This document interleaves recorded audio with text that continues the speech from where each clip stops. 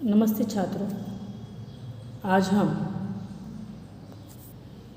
कक्षा 9वीं की 11वीं कविता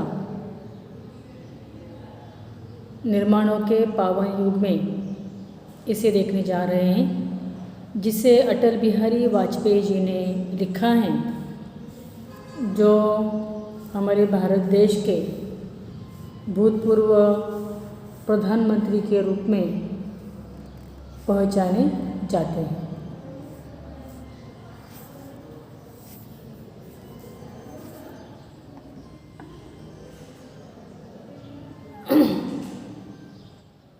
परिचय में हम सबसे पहले देखेंगे, इनका जन्म 25 दिसंबर 1924 मध्य प्रदेश में हुआ है। अटल बिहारी वाजपेयी जी, देखिए जन्म के विषय में हमने देखा है और मृत्यु के विषय में भी अब हम देखेंगे। इनकी मृत्यु अभी 2 वर्ष पूर्व ही हो चुकी है। परिचय में अटल बिहारी वाजपेयी जी का भारत के पूर्व प्रधानमंत्री होने के साथ साथ पत्रकार के प्रखर वक्ता भी थे और इनके जीवन की जिजीविषा, राष्ट्र प्रेम एवं ओज परिपूर्ण हैं। प्रमुख कृतियाँ हैं मेरी 51 कविताएँ, यह कविता संग्रह हैं, और कुछ लेख, कुछ भाषण, बिंदु बिंदु विचार, अमर बलिदान, ये गद्य रचनाएँ हैं। ठीक है। पद्य संबंधी में रस की अनुभूति कराने वाले, सुंदर अर्थ प्रकट करने वाले, लोकोत्तर आनंद देने वाली रचना कविता होती है। ठीक है, सही है ना। कविता किसे कहेंगे? जो कविता हमें बोर होती हैं, सुनने में नहीं अच्छी लगती हैं, शब्द भी कुछ ऊब जाने वाले होते हैं, ऐसी कविता को हम दुत्कारते हैं। परंतु वही कविता लोकोत्तर आनंद देने वाली होती है, जो सुंदर अर्थ प्रकट करती है। इसमें दृश्य की अनुभूतियों को साकार किया जाता है। इस कविता में वाजपेयी जी ने नूतन अनुसंधान, संस्कृति के सम्मान, जगत का कल्याण, उत्थान करने के साथ साथ ही चरित्र निर्माण करने को विशेष महत्व प्रदान किया है। अभी तुम लोगों के, छात्रों के सामने किताब तो होगी ही खुली हुई। कल्पना पल्लवन जो सबसे अंत में नीचे दिया गया है, उसमें क्या है देखिए। भौतिकता के उत्थानों में जीवन का उत्थान न भूले, इस पंक्ति को कल्पना पल्लवन के द्वारा स्पष्ट करने के लिए कहा है। कविता का प्रकट वाचन करते हुए इसे मैं तुम्हें समझाने वाली हूँ। श्रवणीय में क्या कहा है? वसुधैव कुटुंबकम विषय पर समूह में चर्चा कीजिए और प्रभावशाली मुद्दों को सुनाइए। तो अभी समूह को हमें परमिशन नहीं है, समूह से रहना ही नहीं है, गुट से रहना ही नहीं है हमें। तो फिर इसीलिए एकांत में अब हम जब बैठते हैं तो उस समय वसुधैव कुटुंबकम क्या है, इस पर अपने विचार तुम्हें लिखकर रखने हैं। कम से कम 25 पंक्तियों में विचार लिखिए और मुझ तक भेजिए। 25 पंक्तियाँ माने कम से कम 150 शब्दों में लिखना होगा और ग्रुप पर डाल दीजिए। वसुधैव कुटुंबकम किसे कहते हैं, और यह क्योंकि आजकल ये दिखाई नहीं देता है हमें, इसीलिए इस पर तुम्हें गौर करना है और लिखना है। ठीक है। अभी आज के युग में क्या ज़रूरी है? विश्व शांति की आवश्यकता है। इसीलिए आजकल हम देखते हैं, जब झंडा वंदन हम करते हैं तो विश्व विजय शब्द निकालकर विश्व शांति हम करके दिखलाइए शब्द आता है, जिसमें बदला हुआ है। लेकिन जो लोग गौर कर सुनते हैं, उनके ही ध्यान में इन शब्दों का मतलब क्या होगा, किस लिए इसमें बदलाव लाया गया है, ये समझ में आता है। ठीक है। अब हम विश्व की एकता को प्रकट करने के लिए और समझने के लिए क्या आवश्यकता है, इसलिए कविता का हम वाचन करते हुए अर्थ स्पष्ट करेंगे। निर्माणों के पावन युग में हम चरित्र निर्माण न भूले, स्वार्थ साधना की आंधी में वसुधा का कल्याण न भूलें। माना अगम अगाध सिंधु हैं, संघर्षों का पार नहीं है, किंतु डूबना मझधारों में साहस को स्वीकार नहीं है। जटिल समस्या सुलझाने को नूतन अनुसंधान न भूले, निर्माणों के पावन युग में हम चरित्र निर्माण न भूले। स्वार्थ साधना की आंधी में वसुधा का कल्याण न भूले। शील विनय आदर्श श्रेष्ठता तार बिना झंकार नहीं है। शिक्षा क्या स्वर साध सकेगी यदि नैतिक आधार नहीं है। कीर्ति कौमुदी की गरिमा में संस्कृति का सम्मान न भूले, निर्माणों के पावन युग में हम चरित्र निर्माण न भूले। स्वार्थ साधना की आंधी में वसुधा का कल्याण न भूले।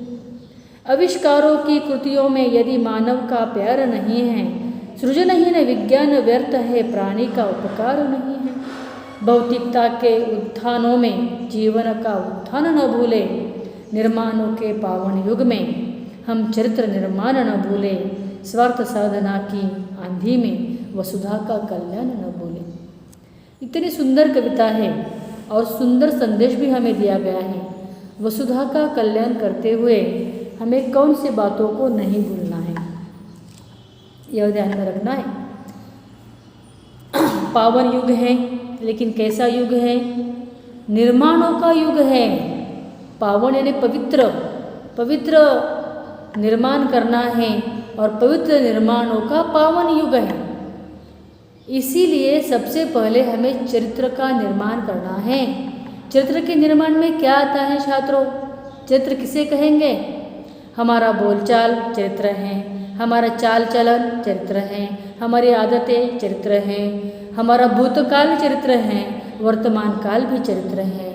यह चरित्र निर्माण करते हैं। चरित्र में हमारी संस्कृति आती है, हमारे संस्कार आते हैं, हमारी आदतें आती हैं, यह सारी चरित्रता में आते हैं। तो सबसे प्रथम हमें अपना चरित्र निर्माण करना है और सुंदर चरित्र निर्माण करने के लिए हमें कभी भी नहीं भूलना है। स्वार्थ साधना की आंधी में वसुधा का कल्याण न भूले। स्वार्थ साधना यानी क्या? देखिए, हर व्यक्ति स्वार्थ को लेकर नींद से जगता है। अब तुम कहोगे स्वार्थ कैसे?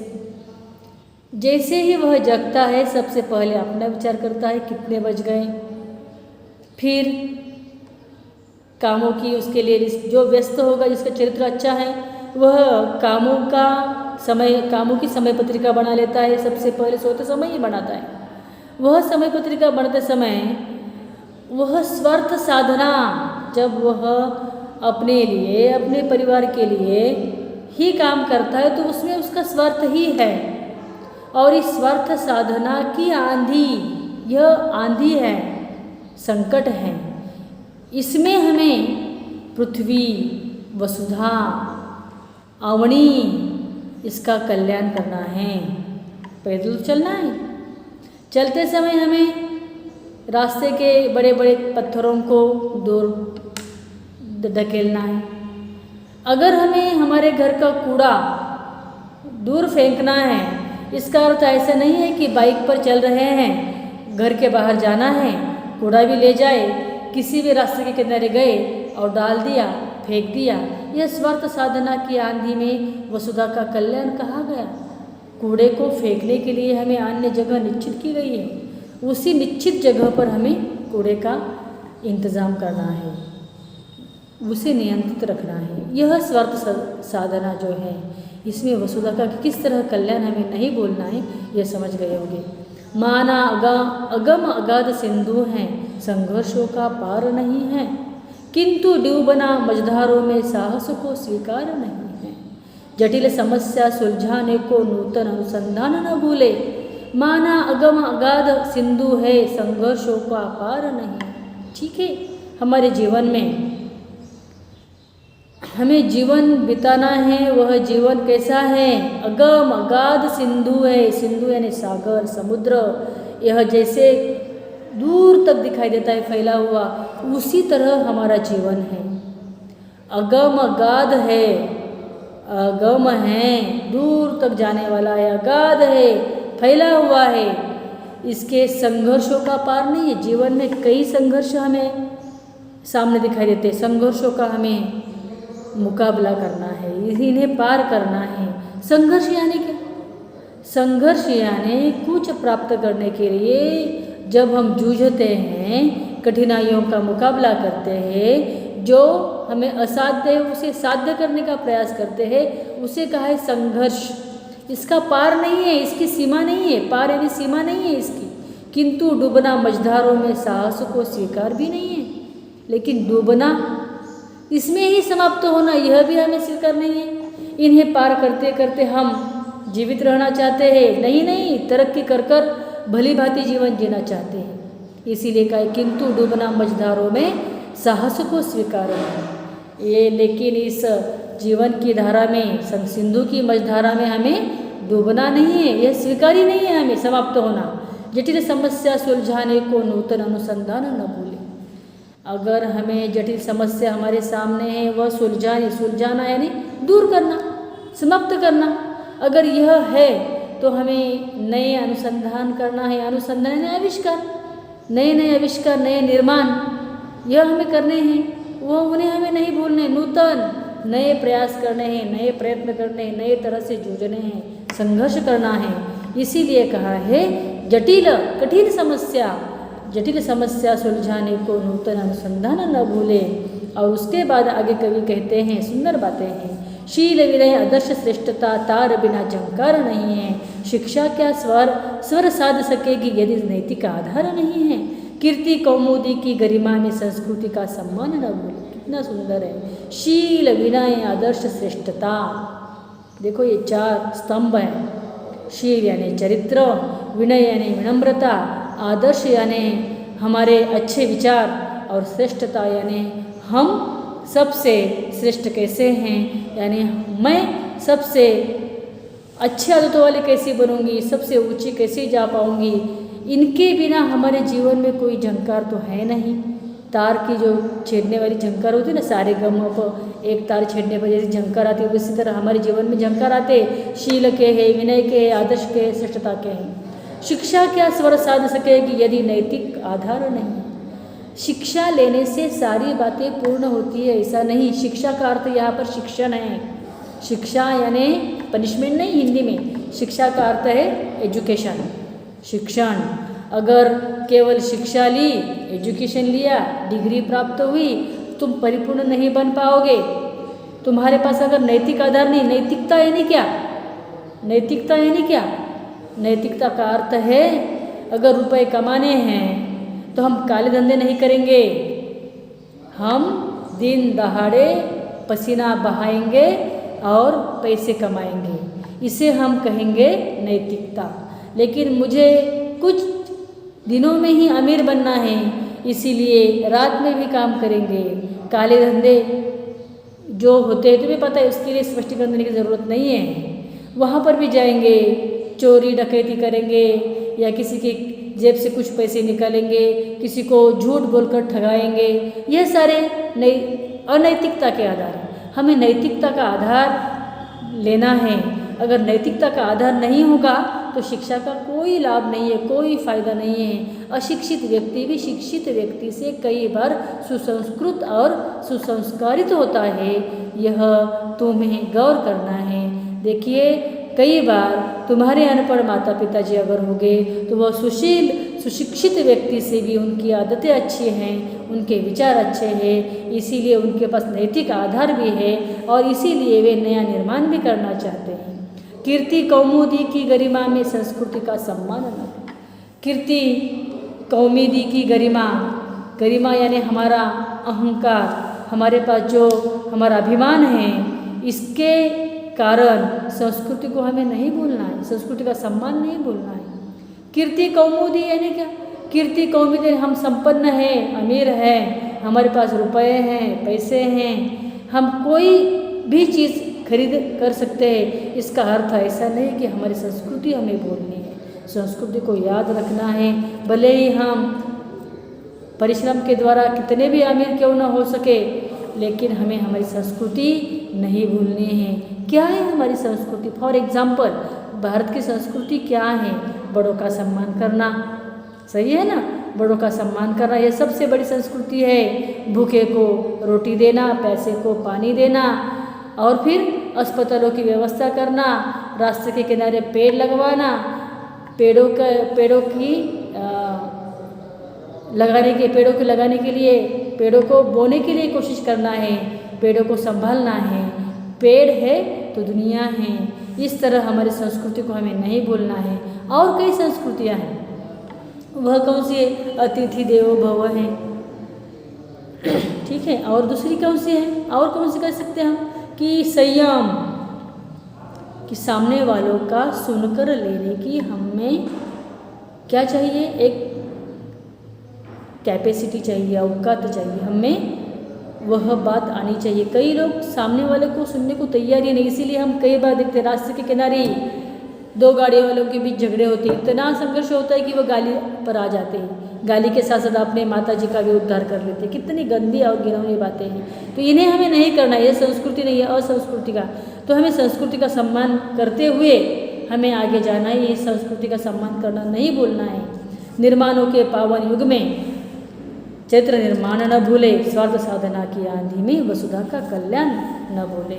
आविष्कारों की कृतियों में यदि मानव का प्यार नहीं है, सृजनहीन विज्ञान व्यर्थ है, प्राणी का उपकार नहीं है, भौतिकता के उत्थानों में जीवन का उत्थान न भूले। अभी देखिए फिर से, आविष्कारों की कृतियों में यदि मानव का प्यार नहीं, आविष्कार की कृतियाँ यानी क्या? नए निर्माण की कृतियाँ, नव निर्माण की कृतियाँ, संसाधन नए। यहाँ पर आविष्कार का अर्थ है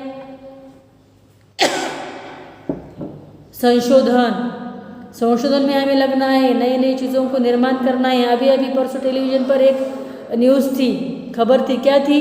कि खेती करने वाले के दो बेटों ने अलग अलग जो मित्र हैं, इंजीनियरिंग अर्थात उन्होंने की हुई है, ऐसा मशीन, ऐसा यंत्र खोज निकाला है कि वे प्याज को बोने का काम एक समय में 10 लोगों का काम वो यंत्र करता है। इसका खोज उन्होंने किया, निर्माण किया।